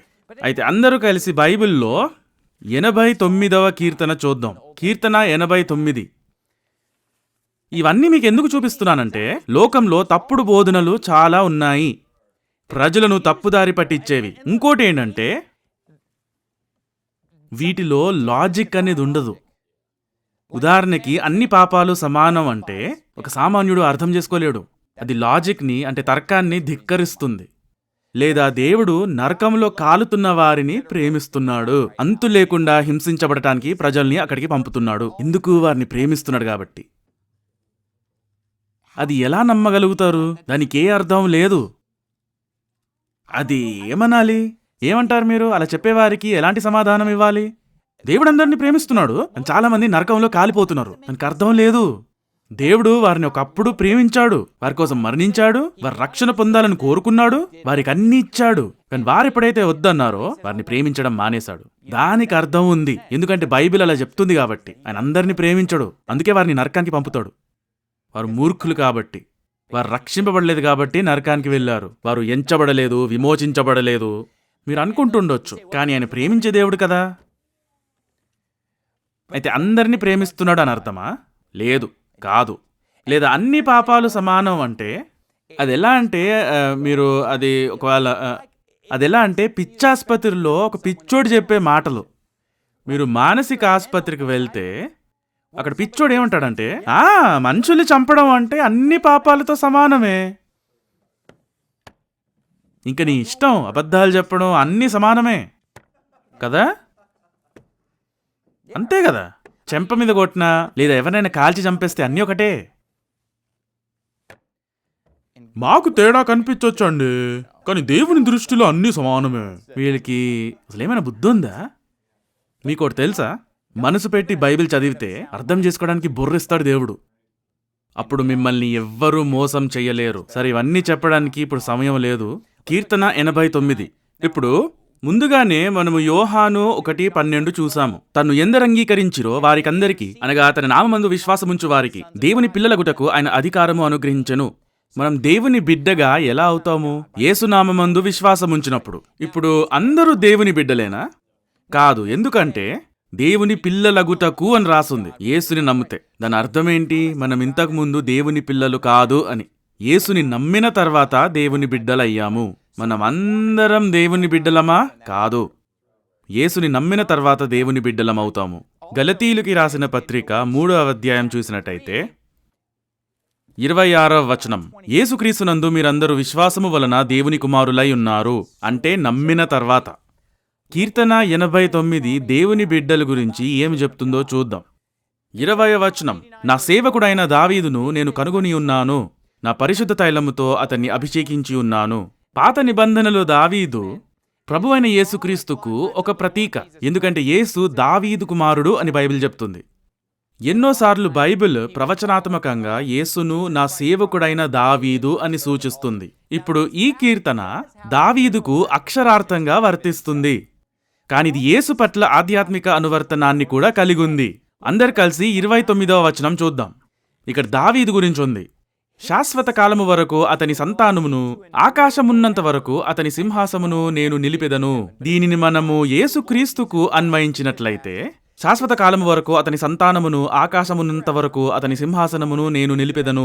అతని కుమారులు నా ధర్మశాస్త్రము విడిచి నా న్యాయ విధులను ఆచరింపని ఎడల, వారు నా కట్టడలను అపవిత్రపరిచి నా ఆజ్ఞలను గాయకొనని ఎడల, నేను వారి తిరుగుబాటునకు దండముతోనూ వారి దోషమునకు దెబ్బలతోనూ వారిని శిక్షించదను. కాని నా కృపను అతనికి బొత్తిగా ఎడము చెయ్యను, అబద్ధికుడనై నా విశ్వాస్యతను విడువను, నా నిబంధనను నేను రద్దుపరచను, నా పెదవులు గుండా బయలు వెళ్లిన మాటను మార్చను. అతని సంతానము శాశ్వతముగా ఉండననియు, అతని సింహాసనము సూర్యుడున్నంత కాలము నా సన్నిధి ఉండననియు, చంద్రుడున్నంత కాలము అది నిలుచుననియు, మింత నుండి సాక్షి నమ్మకముగా ఉన్నట్లు అది స్థిరపరచబడుననియు. ఇది ప్రాథమికంగా దావీదుకు వర్తించినప్పటికీ, అతను నిజంగా సింహాసనపై శాశ్వతంగా పరిపాలిస్తాడా? లేదా యేసు తన తండ్రి దావీదు సింహాసనపై కూర్చొని పరిపాలిస్తాడా? యెషయా గ్రంథం 53 యేసు గురించిన ప్రవచనాత్మక అధ్యాయంలో ఏముందంటే, అతడు అతని సంతానము చూచును. యేసు తన సంతానమును చూసి సంతోషిస్తాడు. యేసు ఈ భూమి మీద ఉన్నప్పుడు అతనికి శారీరక పిల్లలు లేరు. సినిమాలు చూసి ఏవో నమ్మకండి. యేసు సంతానం ఒక ఆధ్యాత్మిక సంతానం. ఆయనను విశ్వసించే ప్రతివాడు అతని కుమారులవుతారు. ఇక్కడ బైబిల్ ఏం చెప్తుందంటే, అతని సంతానం వారు దేవుని ఆజ్ఞలను ఉల్లంఘిస్తే, అక్కడ ఏం రాస్తుంది? వారిని ఏం చేస్తాడు? వారు నా ఆజ్ఞలను గాయకొనని ఎడల తమ రక్షాన్ని కోల్పోతారు. నేను వారిని ప్రేమించడం మానేశాను, వారి నరకానికి వెళ్తారు అని రాసుందా? వారి తిరుగుబాటునకు దండంతోనూ వారి దోషమునకు దెబ్బలతోనూ వారిని శిక్షించదను అని అంటున్నాడు.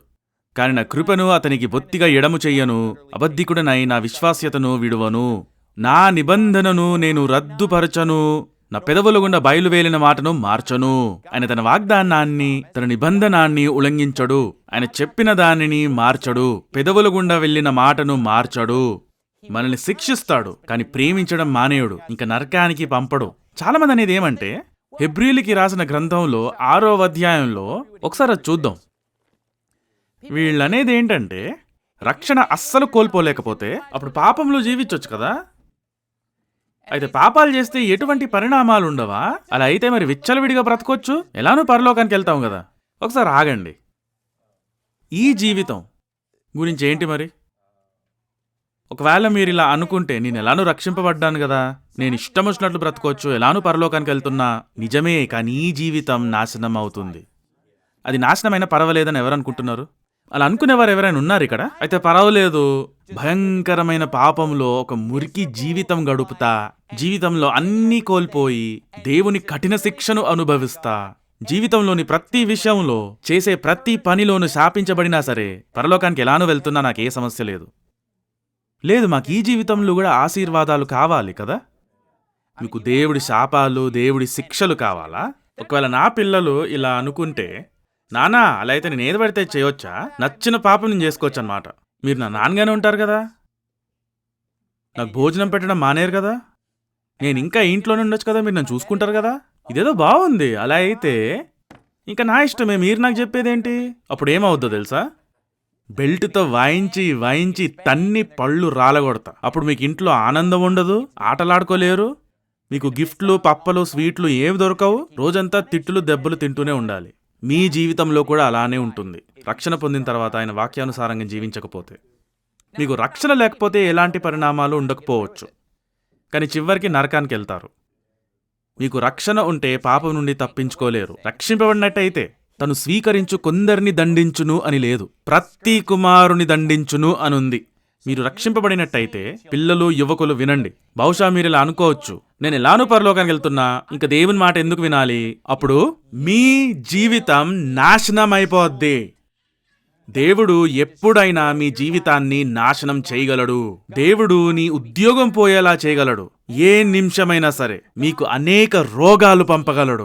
ఎప్పుడైనా అలా చేస్తాడని చెప్తుంది బైబిల్. ద్వితీయోపదేశ కాండము 27-28 అధ్యాయాల్లో అనేక ఆశీర్వాదాలు, శాపాలు రాయబడి ఉన్నాయి. ఆయన అన్నాడు, మిమ్మల్ని శాపిస్తాను, మీరు బయట ఉన్నప్పుడు, ఇంటికి వెళ్ళేటప్పుడు శాపిస్తాను, నీ ఉద్యోగాన్ని శాపిస్తాను, నీ భార్యను మరియు పిల్లల్ని శాపిస్తాను, నీవు చేసే అన్నిటినీ శాపిస్తాను, అన్ని కోల్పోతావు, రోగాలు వస్తాయి, నీ ఆస్తి కోల్పోతావు. ఇదిగో దేవుడు తన బిడ్డలను శిక్షిస్తాడు, దాంట్లో ప్రశ్నేం లేదు. ఆయన వాక్యమును బొత్తిగా నిర్లక్ష్యం చేస్తే. దేవుని ఆజ్ఞలను పాటించడానికి చాలా కారణాలున్నాయి. నరకం నుండి తప్పించుకోవడం వాటిలో ఒకటి కానప్పటికీ చాలా కారణాలున్నాయి కదా. మొదటిగా దేవుణ్ణి ప్రేమిస్తున్నాం కాబట్టి మనం దేవుణ్ణి ప్రేమించాలి కదా, ఆయన ఆజ్ఞలను పాటించాలని కోరుకోవాలి. అది బలవంతంగా అవదు. మొదటిగా. రెండవది ఏంటంటే దేవుని ఆశీర్వాదాలు కావాలి. మూడవది దేవుని శిక్ష మాకొద్దు. నాలుగవది మేము మా తోటి మనిషిని ప్రేమిస్తున్నాం. దేవుని కోసం జీవిస్తే చాలా మందిని రక్షణ వైపు నడిపించగలం, ఇతరులను గెలవగలం. ఇప్పుడు ఎక్కడున్నాం మనము? హెబ్రీలు 6వ అధ్యాయం. సరే, నేను ఇప్పటికే బైబిల్ నుండి చాలా వచనాలు చూపించాను, రక్షణ కోల్పోలేము అని. బైబిల్లో ఎన్నో రుజువులున్నాయి, అది చాలా స్పష్టంగా ఉంది. మరి అయితే ఈ కొద్ది సమయంలో కొన్ని వచనాలు చూద్దాం, ఏవైతే ప్రజలు ఉపయోగిస్తారో రక్షణ కోల్పోగలదు అని చెప్పడానికి. వీళ్ళు ఏ వచనమైతే ఎక్కువగా చూపిస్తారో దానితో ప్రారంభిస్తాను. అయితే యాదృచ్ఛికంగా ఏ వచనం అయితే వీళ్ళు ఎక్కువగా చూపిస్తారో రక్షణ కోల్పోగలదని, అది మత్తయి సువార్త 7లో ఉంది. ఏ వచనమైతే నేను ముందుగా చూపెట్టాను రక్షణ కోల్పోలేము అని చెప్పడానికి, ఎక్కడైతే యేసు మిమ్మును ఎన్నడూ ఎరగను అని చెప్తాడు.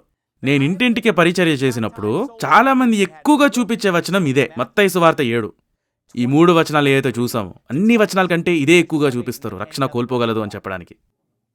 ఇదిగో ప్రభువా ప్రభువా అని చెప్తే సరిపోదండి, ఆయన చిత్తం కూడా చెయ్యాలి. ఒరే, ఇదేడి దిమాగ్. ఆయన అంటున్నాడు మిమ్మును ఎన్నడూ ఎరగనని. అది నీ రుజువా రక్షణ కోల్పోతామని? దానివల్ల అర్థమయ్యేదేంటి?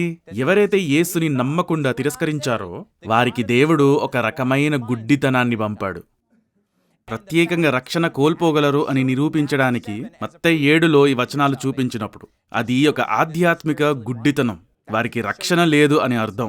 మిమ్మల్ని ఎన్నడూ ఎరగను అనే మాట అస్సలు అర్థమవ్వని గుడ్డితనం. అయితే ఈ భాగాన్ని ఇప్పటికే వివరించాను, నేను మళ్ళీ రిపీట్ చేయను. రెండవదిగా ప్రజలు చూపించే వచనం హెబ్రీలు 6వ అధ్యాయంలో ఉంది. మీలో ఎవరైతే ఇంటింటికి పరిచర్య చేస్తారో మీకు ఈ వచనాలన్నీ తెలుసుండొచ్చు అని అనుకుంటున్నా. హెబ్రీలు 6:4 వచనం, ఒకసారి వెలిగింపబడి పరలోక సంబంధమైన వరము రుచి చూచి పరిశుద్ధాత్మలో పాలివారై దేవుని దివ్యవాక్యమును రాబోవు యుగ సంబంధమైన శక్తుల ప్రభావమును అనుభవించిన తర్వాత తప్పిపోయిన వారు తమ విషయంలో దేవుని కుమారుని మరలా సిలువ వేయుచు బాహాటముగా ఆయనను అవమానపరచుచున్నారు గనుక మారు మనసు పొందునట్లు అటి వారిని మరలా నూతన పరచుట అసాధ్యము. ఎట్లానగా భూమి తన మీద తరచుగా కురియు వర్షమును త్రాగి ఎవరి కొరకు వ్యవసాయము చేయబడును, వారికి అనుకూలమైన పైరులను ఫలించుచు దేవుని ఆశీర్వచనము పొందును. అయితే ముళ్ల తుప్పలను గచ్చ తీగలను దానిమీద పెరిగిన ఎడల అది పనికిరానిదని విసర్జింపబడి శాపము పొందతగినదగను. అయితే ప్రియులారా, మేమిలాగు చెప్పుచున్నను, మీరింతకంటే మంచిదియు రక్షణకరమైనదియునైన స్థితిలోనే ఉన్నారని రూఢిగా నమ్ముచున్నాము. దీనికి సంబంధించిన కొన్ని విషయాలు చూద్దాం. మొదటిది ఏంటంటే, రక్షణ కోల్పోగలరు అని ఈ భాగం చెప్పినట్టయితే అలా చెప్పట్లేదు. కానీ ఒకసారి అనుకుందాం, అప్పుడు దీని అర్థం ఏంటంటే రక్షణ మళ్ళీ పొందుకోలేరని కదా. ఇక్కడ ఏం రాస్తుంది 5వ వచనంలో? తర్వాత తప్పిపోయిన వారు మారు మనసు పొందునట్లు 6వ వచనం, అటివారిని మరలా నూతపరుచుట అసాధ్యము. ఒకవేళ ఈ వచనం రక్షణ కోల్పోగలరు అని చెప్పినట్టయితే అప్పుడు తిరిగి పొందుకోలేరని అర్థం కదా.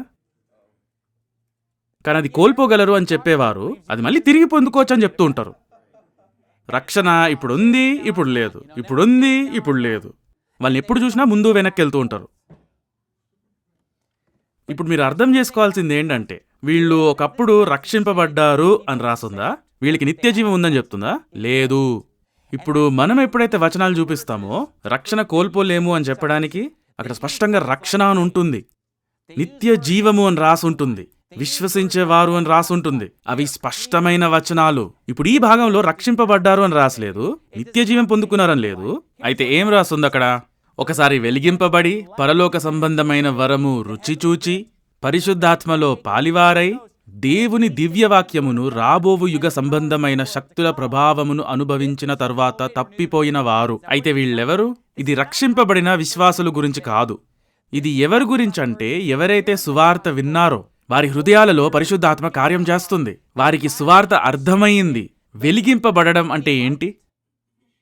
టింగ్, బల్బు వెలిగింది, నేనది అర్థం చేసుకున్నాను, అవగాహన అయ్యింది, వారికి ప్రశ్న లేకుండా అర్థమైంది.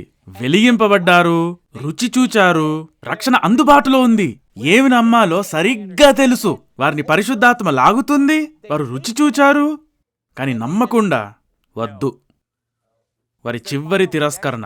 నా భార్య రక్షణ పొందుకున్నప్పుడు, తను రక్షణ పొందిన తర్వాతే మేము వివాహం చేసుకున్నాం. అవిశ్వాసులతో వివాహం చేసుకోకూడదు. అయితే పెళ్లికి ముందుగా దాన్ని మొదటిసారి కలిసినప్పుడు, వీధి పరిచర్య చేస్తున్నప్పుడు తనకు సువార్త ప్రకటించాను. మేము మొదటిసారి అదే కలవడం. కానీ తను రక్షింపబడకముందు కనీసం 20 సార్లు సువార్త చెప్పాను. ఒక 20 సార్లు చెప్పిన తర్వాత అప్పుడు అర్థమైంది. అమ్మో, చాలా కష్టపడ్డాను. సువార్త చెప్పి 20 సార్లు చెప్పిన తర్వాత అప్పుడు రక్షణ పొందుకుంది. కానీ తన్ని అడిగి చూడండి, మీకు చెప్తుంది, నేను సువార్తను నిజంగా పూర్తిగా అర్థం చేసుకోలేదు రక్షింపబడిన వరకు. మీకు ఎన్నిసార్లు చెప్పినా సరే, ఎన్నిసార్లు రిపీట్ చేసినా సరే నా బుర్రకెందుకు అస్సలు ఎక్కలేదు. అది నాకు నిజంగా పూర్తిగా అర్థం అవ్వలేదు. ఎవడైనను వాక్యము వినియు గ్రహింపకయుండగా అని బైబిల్ చెప్తుంది. వారికి ఎక్కదు. చాలాసార్లు చెప్పాల్సి వచ్చింది. మీకో విషయం తెలుసా? పరిశుద్ధాత్మ అతనిలో పనిచేస్తే తప్ప అవిశ్వాసి సువార్తను అర్థం చేసుకోలేడు. ప్రకృతి సంబంధి అయిన మనుషుడు దేవుని ఆత్మ విషయములను అంగీకరింపడు. మనిషిని వెలిగించడానికి, జ్ఞానోదయం చేయడానికి పరిశుద్ధాత్మ అవసరం. ఇప్పుడు పరిశుద్ధాత్మ ఎవరినైనా వెలిగించి జ్ఞానోదయం చేసినప్పుడు అది అర్థమైనప్పటికీ వారు సువార్తను తిరస్కరించినట్టయితే అదే వారికి చివరి అవకాశం. అది బైబిల్ చెప్తుంది. ఇప్పుడు ఈ భాగంలో ప్రధాన పదం ఏంటి? అది 8వ వచనంలో ఉంది. అది పనికిరానిదని విసర్జింపబడి అనుంది. శాపము పొందతగినదగను. విసర్జింపబడడం, దానికి ఇంకో పదం ఏంటి? భ్రష్ట మనసు. వారు భ్రష్టులు. ఇప్పుడు బైబిల్ హెబ్రీలు 6లో ఎవరి గురించి మాట్లాడుతుంది? ఎవరికైతే మారు మనసు అసాధ్యమో, మారు మనసు పొందునట్లు అటు వారిని మరలా నూతనపరచుట అసాధ్యము అని బైబిల్ చెప్తుంది. తుదకది కాల్చివేయబడును. వీళ్ళు విసర్జింపబడ్డారు. రోమీలో 1వ అధ్యాయంలో బైబిల్ చెప్తుంది, దేవుడు భ్రష్ట మనస్సుకు వారిని అప్పగించెను, వారు హృదయము కఠినపరచబడిన ఫరో వంటి వారు. కానీ ఎవరైతే రక్షణ కోల్పోవచ్చు అని చెప్పడానికి హెబ్రీలు 6వ అధ్యాయం చూపిస్తారో, వారు రక్షింపబడిన తర్వాత రక్షణ కోల్పోవచ్చు అని చెప్తారు. వారు రక్షింపబడ్డారు అని చెప్పట్లేదు ఇక్కడ. వారు నిత్య జీవం పొందుకున్నారు అని చెప్పట్లేదు. వారు రుచి మాత్రమే చూశారు, పరిశుద్ధాత్మలో పాలివారై మాత్రమే ఉన్నారు. బైబిల్ చెప్తుంది, రక్షణ లేని కైపా ద్వారా పరిశుద్ధాత్మ మాట్లాడాడు. యోహాను సువార్త 12వ అధ్యాయంలో అతను పరిశుద్ధాత్మచే ప్రేరేపించబడినట్లు మాట్లాడాడు, కానీ రక్షింపబడలేదు. ఫలానా మనిషిలో పరిశుద్ధాత్మ పనిచేస్తుందంటే వారు ఖచ్చితంగా విశ్వాసులు అయి ఉంటారు అనేది వాస్తవం కాదు. వారు సువార్త విని దాని రుచి చూచి దాన్ని తిరస్కరించారు. నేను ఇది అనేకసార్లు చూశాను, నాకు అలాంటి వారు తెలుసు. వారు రక్షణకి చాలా దగ్గరగా వచ్చారు. వారు సంఘంలో పాల్గొన్నారు, విశ్వాసులతో సహవాసం కలిగి ఉన్నారు. వారు రక్షింపబడలేదు, ఇంకా ఆలోచిస్తున్నారు. సువార్త ఎప్పటికప్పుడు వింటున్నారు. విన్నప్పుడల్లా అర్థమవుతుంది. చివరికి వారు అనేదేంటి, నాకదొద్దు. వారు దాన్ని తిరస్కరించారు. అప్పుడు వారు భ్రష్టులైపోతారు. వారు ఇంకెప్పటికీ రక్షింపబడలేరు. అలాంటి వారు నాకు ఎంతో మంది తెలుసు. పేరుతో పాటు చెప్పగలుగుతాను వారెవరో. అలాంటి బంధువులున్నారు నాకు నా జీవితంలో. అయితే అది హెబ్రీలు 6, మత్తయి 7 ముందుగానే చూసాము. ఇప్పుడు మత్తయి సువార్త 24వ అధ్యాయం. రక్షణ కోల్పోగలరు అని చెప్పడానికి ప్రజలు ఎక్కువగా చూపించే వచనాలే మీకు ఇప్పుడు చూపిస్తున్నాను. మొదటి భాగం ఏమో మత్తయి 7. వారికి ఇంకేం చెప్పాలో నాకు తెలీదు. చాలా స్పష్టంగా ఉంది కదా, మిమ్మును ఎన్నడూ ఎరగను. అక్కడికి అయిపోయింది వారి కహాని. హెబ్రీలు 6 అదైతే మరి 2వది. అయితే అక్కడ ఏముంది, వారు రక్షింపబడ్డారు అనే స్పష్టమైన వాక్యం అక్కడ రాసలేదు. దాని అర్థం ఏంటి, వారు ఎప్పుడూ రక్షింపబడలేదు, లేకపోతే అది బైబిల్కి వ్యతిరేకంగా ఉంటుంది. అయితే వారు ఎవరు, ఎవరైతే రక్షణకి చాలా దగ్గరగా వచ్చారో, పరిశుద్ధాత్మ వాళ్ళలో పనిచేస్తుంది, వారు సువార్త విని రుచి చూచారు, అది అందుబాటులో ఉంది, వారు తిరస్కరించి ఇప్పుడు భ్రష్టులయ్యారు. బైబిల్ అక్కడ అదే చెప్తుంది. దాని నుండి మనం ఏం నేర్చుకుంటాము? మీకు ఇంకా రక్షణ లేదు అంటే మీ హృదయంలో దేవుడు పనిచేస్తున్నాడు, దేవుని వాక్యము మీకు అర్థమవుతుంది. రక్షింపబడే రోజు ఇదే. ఎందుకంటే మీ చివరి అవకాశం ఎప్పుడో మీకు తెలీదు. అక్కడ బైబిల్ అదే చెప్తుంది. మత్తయి సువార్త 24వ అధ్యాయం 13వ వచనం. ప్రజలు ఎక్కువగా చూపించే వచనాల్లో 3వది. అంతము వరకు సహించిన వాడెవడో వాడే రక్షింపబడును. ఇదిగో రక్షింపబడాలంటే అంతం వరకు సహించాలండి, అప్పుడే రక్షణ. ఇప్పుడు 9వ వచనం చూడండి. లేదు, ముందుగా 22వ వచనం చూద్దాం. 22వ వచనం. ఆ దినములు తక్కువ చెయ్యబడకపోయిన ఎడల ఏ శరీరియు తప్పించుకొనడు, అంటే రక్షింపబడడు అని. అయితే ఇది పరలోకానికి ప్రవేశించడం గురించి మాట్లాడుతుందా? శారీరక రక్షణ అంటే ఏంటి? దానికి మరియు ఆధ్యాత్మిక రక్షణానికి తేడా ఉందా? అవును, 1 కొరింథీయులు 5లో బైబిల్ చెప్తుంది, శరీరం నశించుటకై అటి వానిని సాతానునకు అప్పగింపవలెను, యేసు దినమందు వాని ఆత్మ రక్షింపబడునట్లు. శరీరానికి ఆత్మకు తేడా ఉంది. కానీ వీళ్ళు ఈ వచనం దేనికి ఉపయోగిస్తున్నారు? క్రియలు సువార్త, రక్షణ కోసం అంతం వరకు సహించాలి. కానీ ఇది శారీరక రక్షణ గురించి మాట్లాడుతుంది, ఆధ్యాత్మిక రక్షణ గురించి కాదు. ఉదాహరణకి పేతురు మునిగిపోతున్నప్పుడు తను ఏమని కేకలేశాడు? ప్రభువా నన్ను రక్షించు. అప్పుడు రక్షింపబడ్డాడా? అప్పుడు పేతురు నిత్య జీవం పొందుకొని రక్షింపబడ్డాడా? నన్ను మునిగిపోకుండా రక్షించు అని అడుగుతున్నాడు శారీరకంగా. అది శారీరక రక్షణ. అయితే బైబిల్ ఇక్కడ చాలా స్పష్టంగా చెప్తుంది కదా, ఆ దినములు తక్కువ చెయ్యబడకపోయిన ఎడల ఏ శరీరియు తప్పించుకొనడు. ఏ దినములు? అవి శ్రమ దినములు. ఇప్పుడు 9వ వచనం చూద్దాం. వీళ్ళు చూపించేది 13వ వచనం కదా. ఇప్పుడు సందర్భం కోసం దాని ముందు వచనాలు కొన్ని చూద్దాం. చూడండి, 9వ వచనం. అప్పుడు జనులు మిమ్మును శ్రమలు పాలు చేసి చంపెదరు. ఇక్కడ ఏం ప్రమాదంలో ఉంది? శరీరమే కదా. అయితే వారు చంపబడకుండా రక్షింపబడగలరా? అక్కడ ఏం రాస్తుంది? అప్పుడు జనులు మిమ్మును శ్రమలు పాలు చేసి చంపెదరు, మీరు నా నామము నిమిత్తము సకల జనముల చేత ద్వేషింపబడుదురు. అనేకులు అభ్యంతరపడి ఒకరినొకడు అప్పగించి ఒకరినొకడు ద్వేషింతురు. అనేకులైన అబద్ధ ప్రవక్తలు వచ్చి పలువురిని మోసపరిచెదరు. అక్రమము విస్తరించుట చేత అనేకుల ప్రేమ చల్లారును. అంతము వరకు సహించిన వాడెవడో వాడే రక్షింపబడును. ఏం సహించాలి? ఈ శ్రమకాలం ఎప్పుడైతే క్రీస్తు కారణం కోసం ప్రజలు చంపబడతారో, ఎప్పుడైతే అనేకులు ఒకరినొకడు అప్పగించుతారో, ఎప్పుడైతే అనేకుల ప్రేమ చల్లారునో, ప్రజలు ప్రమాదంలో ఉన్నప్పుడు దాన్ని గొప్ప శ్రమకాలం అంటారు. లోకారంభము నుండి ఇప్పటి వరకును కలుగలేదు. మత్తయి 26లో అది సందర్భం. ఏ శరీరియు తప్పించుకొనడు అనుంది. దాని అర్థం ఏంటి? మీరు బ్రతికితే కరువు, తెగులు, యుద్ధం మరియు శిరచ్ఛేదం అంతం వరకు సహించిన వాడు రక్షింపబడతాడు. ఆ శ్రమలన్నీ తప్పించుకుంటాడు ఎత్తబడడం ద్వారా. బైబిల్ అది చెప్తుంది. అందుకే ఎవరైతే ఈ శ్రమలు ముందు ఎత్తబడతామో అని నమ్ముతారో అది మిమ్మల్ని ఇతర తప్పుడు బోధులకు దారితీస్తుంది. అందుకే చాలా మంది ఈ వచనాన్ని అర్థం చేసుకోలేకపోతున్నారు.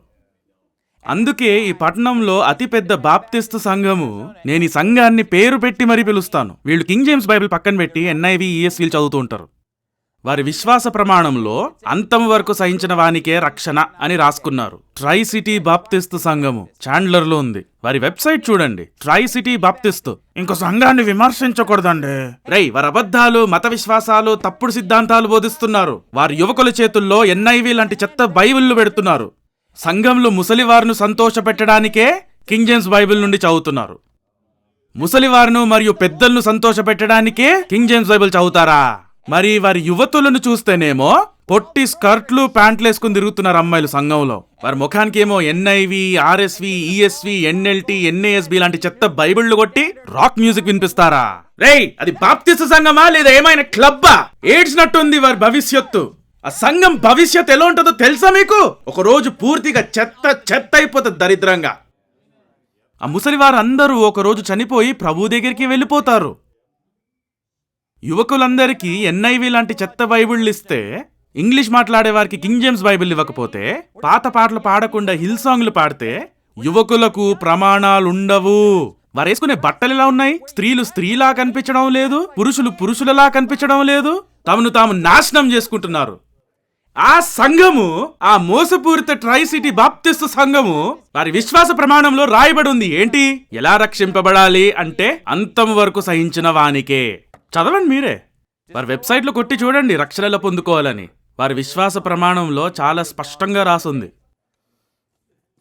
అంతము వరకు సహించిన వాడెవడో వాడే రక్షింపబడును.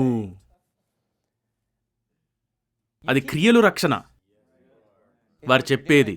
వారి విశ్వాసం ద్వారా అంటారండి, కానీ అంతం వరకు సహించకపోతే రక్షణ లేదంటారు. వారు చెప్పేది కాల్వినిజం. నేను కాల్వినిజంని ఖండిస్తాను.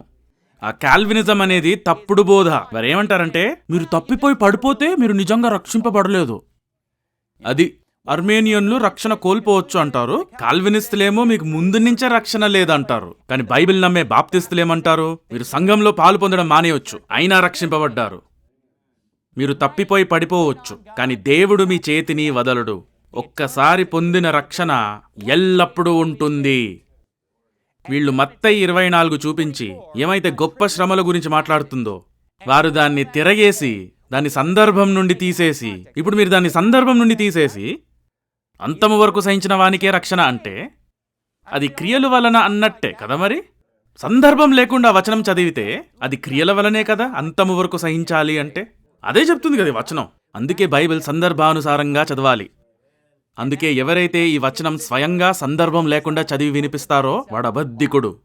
పరలోకానికి వెళ్ళడానికి అంతము వరకు సహించాలి అనేవాడు అబద్ధాలు చెప్తున్నాడు. బైబిల్ అలా చెప్పట్లేదు. ఇది శారీరక రక్షణ గురించి మాట్లాడుతుంది. వారు చంపేస్తున్నారు. ఆ శ్రమలు మీరు సహించాలి. మత్తయి సువార్త 10, మత్తయి సువార్త 10వ అధ్యాయం. ఇక్కడ అదే ఉంది. మత్తయి సువార్త 10వ అధ్యాయం. ఇది కూడా ప్రజలు ఎక్కువగా చూపిస్తూ ఉంటారు, రక్షణ కోల్పోవచ్చు అని చెప్పడానికి. బహుశా మీరు అడుగుతూ ఉండొచ్చు, మీరు ఎందుకు అరుస్తున్నారు? ఎందుకంటే బాప్తిస్తులు కూడా మోసపోతున్నారు. ఇదిగో ఈ సత్యంపై మనం బలంగా నిలబడాలి. మీరందరూ రక్షింపబడిన వారే కదా, మీరందరూ రక్షణ కోల్పోలేరు అని నమ్ముతున్నారు కదా. కనీసం 99% ఈ సంఘంలో అదొక సమస్య కాదు, కానీ అది తెలుసుకున్నంత మాత్రం సరిపోదు. అది ఎందుకు అని తెలవాలి. అలా ఎందుకు నమ్ముతున్నాం మనం బైబిల్ నుండి నిరూపించగలగాలి. ఈ సిద్ధాంత పునాదులు రాబోయే తరానికి బలంగా వెయ్యాలి అని కోరుకుంటున్నాను.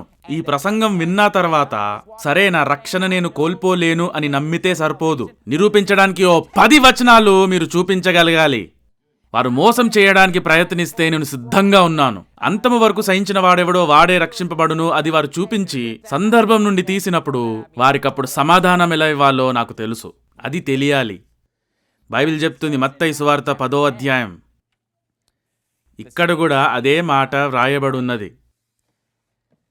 21వ వచనం, సహోదరుడు సహోదరుని చంపించెదరు. అయితే ఇదేంటి? ప్రజలు భౌతికంగా చంపబడుతున్నారు. తండ్రి కుమారుని మరణమునకు అప్పగించెదరు. పిల్లలు తల్లిదండ్రుల మీద లేచి వారిని చంపించెదరు. ఎందుకు? తల్లిదండ్రులు నమ్మేది పిల్లలు నమ్మట్లేదు.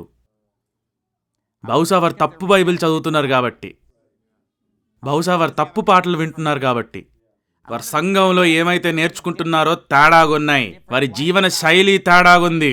వారి విద్య చదువు తేడాగుంది. పిల్లలు తల్లిదండ్రుల మీద లేచి వారిని చంపించెదరు. మీరు నా నామము నిమిత్తము అందరి చేత ద్వేషింపబడుదురు. అంతము వరకు సహించినవాడు రక్షింపబడుదును. వారు ఈ పట్టణంలో మిమ్మును హింసించినప్పుడు మరి ఒక పట్టణమునకు పారిపోవుడి. మనుష్య కుమారుడు వచ్చు వరకు మీరు ఇశ్రాయేలు పట్టణములలో సంచారము చేసి ఉండరని నిశ్చయముగా మీతో చెప్పుచున్నాను. అయితే ఏంటిది? యేసుక్రీస్తు రెండవ రాకడా. అక్కడ స్పష్టంగా రాసలేదా? 23వ వచనం క్రీస్తు రెండవ రాకడా. అయితే 21వ వచనంలో క్రీస్తు కోసం ప్రజలు చంపబడుతున్నారు. 22వ వచనంలో అంతం వరకు సహించిన వాడు రక్షింపబడుదును. ఎలా రక్షింపబడతారు? క్రీస్తు రాకడ ద్వారా. ఆయన అంటున్నాడు, మరి ఒక పట్టణమునకు పారిపోవుడి. వారు చంపుతున్నారు, తలకాయలు కోస్తున్నారు, పారిపోవుడి. అప్పుడు అంతము వరకు సహించిన వాడెవడో వాడే రక్షింపబడుదును. నేనింక చెప్పుకుంటా పోవచ్చు. దీనిపై బైబిల్లో అనేక వచనాలున్నాయి శ్రమకాలం గురించి. మత్తయి సువార్త 10 మరియు 24 అధ్యాయాల్లో. అయినా సరే ఇంకా చూడండి అక్కడ 28వ వచనం, మరియు ఆత్మను చంపనేరక దేహమునే చంపువారికి భయపడుకుడి. ఇక్కడ చూసారా తేడా? శారీరక మరియు ఆధ్యాత్మిక రక్షణానికి ఆత్మను దేహమును చంపువారికి, ఆత్మను చంపనేరక దేహమునే చంపువారికి భయపడుకుడి. కాని ఆత్మను దేహమును కూడా నరకములో నశింపచేయగలవానికి మిక్కిలి భయపడుడి. ఇంకా చాలా వచనాలున్నాయి. ప్రజలు వ్యతిరేకంగా చూపించే వచనాలు ఇంకా ఎన్నో ఉన్నాయి. ఇవి మనసు పెట్టి చదివితే ఈ వచనాలు రక్షణ కోల్పోలేమోని బలంగా నిరూపిస్తాయి. ఇవన్నీ చూపించే సమయం లేదు. చివరికి రక్షణ కోల్పోలేమండి. అది ఎంతో మంచి సువార్త కదా. రక్షణ కోల్పోగలిగినట్లయితే అది ఎప్పుడో పోయి ఉంటుంది. ఒక వారం చాలు పోగొట్టుకోవడానికి. మనలో ఎవ్వరూ పరలోకానికి వెళ్లే స్థాయికి అనుగుణంగా జీవించలేరు. దేవునికి మహిమ పడమటికి తూర్పు ఎంత దూరమో ఆయన మన అతిక్రమలను మనకు అంత దూరపరిచి ఉన్నాడు. ఆయన వాగ్దానాల కారణంగా దేవునికి వందనాలు. ఆయన ఆత్మను సంచకరువుకు ఆ వాగ్దానమిచ్చే ఈ వాక్యం కోసం రక్షణ పోగొట్టుకోలేము అని పదే పదే చెప్తుంది. దొంగ బోధకులు మిమ్మల్ని మోసం చెయ్యనివ్వకండి. సమాధానం ఇవ్వడానికి సిద్ధంగా ఉండండి. ఇంటింటికి పరిచర్య చేస్తున్నప్పుడు శాశ్వతమైన భద్రత గురించి చెప్పకుండా సువార్త ఎప్పుడు చెప్పబాకండి. వారిని ప్రార్థనలో నడిపించే ముందు, ప్రభువు నామమును బట్టి ప్రార్థన చెయ్యకముందు వారికి ఇది అర్థం అవ్వాలి. సువార్త అంటే ఏంటి? ఆ మంచి వార్త ఏంటి? రక్షణ ఉచితము మరియు నిత్యము. కళ్ళు మూసుకొని ప్రార్థన చేసుకుందాం.